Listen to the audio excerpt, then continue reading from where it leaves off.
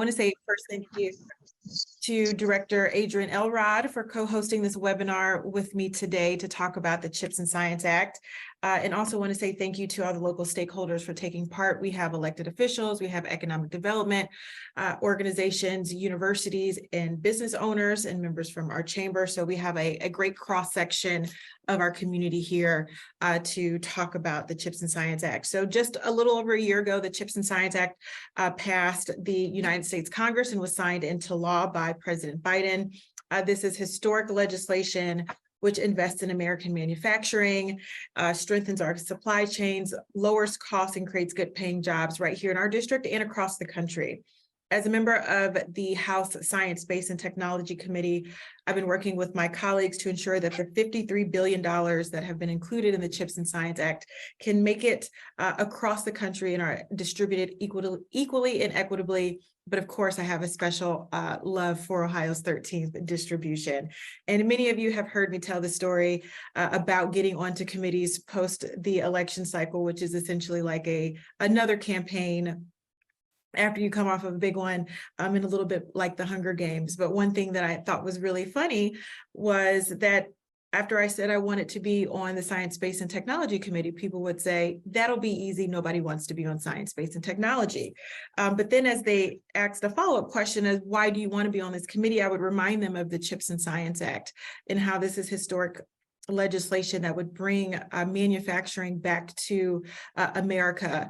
And the Science, Space, and Technology Committee is the committee of jurisdiction and will be responsible for overseeing its implementation across the country. And of course, when I would say that, people would then perk up and say, well, maybe I should look at science, space, and technology as well, because it's going to be a very powerful committee, and it certainly is.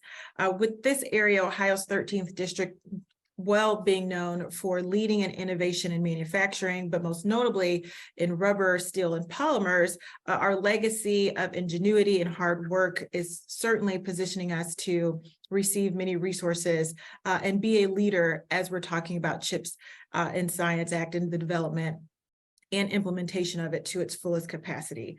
As I've said to you all from day one, my promise to you is to better connect our communities to our federal government, and bringing dollars back to Ohio's 13th district is one of the ways in which we invest in our community to create better lives, brighter futures, and hallmark our position as leaders, not only in this state, this country, but the world. So today, our goal for the webinar is to ensure that our community leaders like yourselves have all the information that you need to take advantage of the many funding opportunities in the CHIPS and Science Act, and also making sure that we're remembering the science part of the CHIPS and Science Act, and ensuring that Ohio's 13th district continues to lead the way in manufacturing, science, and innovation. And while we may hear an awful lot about Central Ohio as it relates to the CHIPS Act, because of the physical plant that Intel is building to build semiconductors here on shore, there are plenty of opportunities for folks across the state, particularly in Northeast Ohio, due to the many reasons I said before, to find opportunities to create jobs, lower costs, and do all the great work that I know we're willing to do here. So Director Elrod has a fantastic presentation. It is a very thorough presentation about the funding, and I want to make sure that you all have the opportunity to talk with her and ask questions. So please submit your questions via the Q&A function here in the Zoom.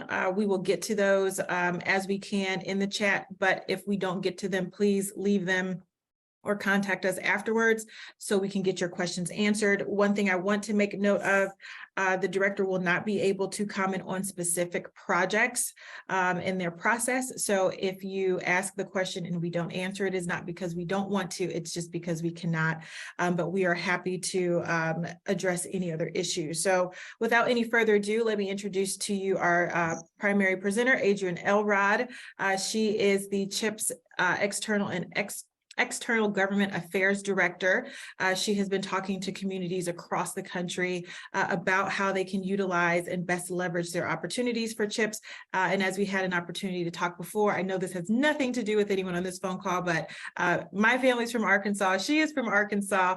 And we had a bit of a fun time talking about that prior to this phone call. So I'm sure you will find her to be as fantastic as I know her to be. And Director, thank you so much for joining us. Welcome virtually to Ohio's 13th Congressional District, and you have the floor.